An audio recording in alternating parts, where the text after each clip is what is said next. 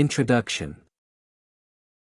The ethical egoist and social contract ethicist differ, with the former preferring abortion and the latter focusing on the existing law, even with professional and familial conflict for nurses. The ethical egoist supports abortion since it serves individual interests, while a social contract ethicist would only do that if it is grounded in a contract or law. The ethical egoist advocates for the mother's preference for abortion because their self-interest trumps other people's views. While a social contract ethicist would prefer following the existing abortion laws, the Code of Ethics for nurses requires them to do the same or advocate for new laws. The ethical egoist's perspective. An ethical egoist would support abortion because it allows the woman to decide based on self-interest as they deem best. James Rachels and Stuart Rachel stated that ethical egoism requires a person to follow their self-interest exclusively. In this regard, an ethical egoist would call for any woman who wants an abortion and views it as the best approach to proceed without considering what others say. The ethical egoist takes the woman's side since they understand their issue the most. Abortion first impacts the mother from a medical standpoint. With that in mind, the mother is out to decide whether to proceed with the pregnancy or not. The ethical egoist would support their moral position by pointing out that altruism is self-defeating because while people understand themselves well, they have an imperfect understanding of others.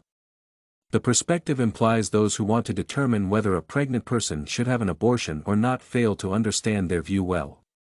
In my opinion, the best course of action is to deter abortion since legalizing it would amount to an increased mortality rate of unborn children. Generally, I would oppose an egoist's take on abortion by promoting its prohibition. The social contract ethicist's perspective. The social contract ethicist would prefer a set contract or law regarding abortion, which everyone would then adhere to it. Abortion rights are a pressing issue, with supporters calling for society to stop dictating women's bodies. The social contract theory advocates the existence of a contract that allows collective existence, thereby leaving the in vita natura. The theory implies that the social contract ethicist would prefer a set of rules deemed to serve the best interests of abortion to be set up.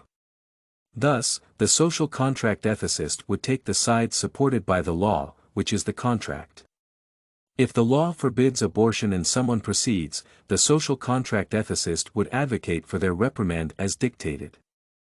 The philosopher would justify their position by pointing out that no one can win when there is no contract since everyone will look out for their interests leading to a constant state of war.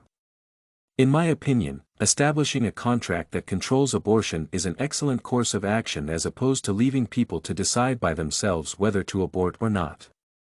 The freedom given to people based on abortion can yield increased murder cases of not only the unborn children but also infants.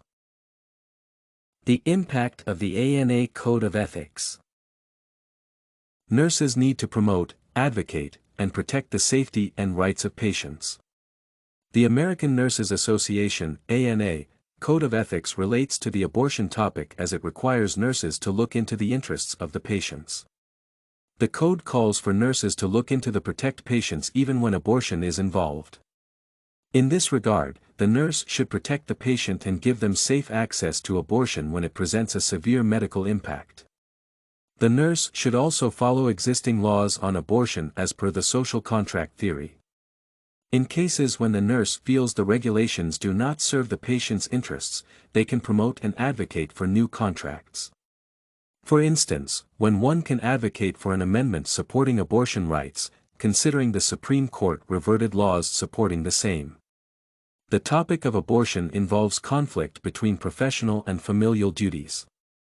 In this regard, the nurse might feel a responsibility not to keep abortion because they would put a stop to procreation. By proceeding, it could mean that they do not serve the familial duties as they deem fit. On the other hand, the professional perspective requires them to follow existing laws if they support abortion, thereby presenting a conflict. Conclusion. The ethical egoist would advocate for abortion when it serves the mother's self-interest. At the same time, a social contract ethicist would follow the existing contract even as nurses should advocate for abortion rights. The ethical egoist argues that people know themselves best and should be trusted when they need something. If a mother wants an abortion, a nurse or another healthcare professional should allow them to pursue it.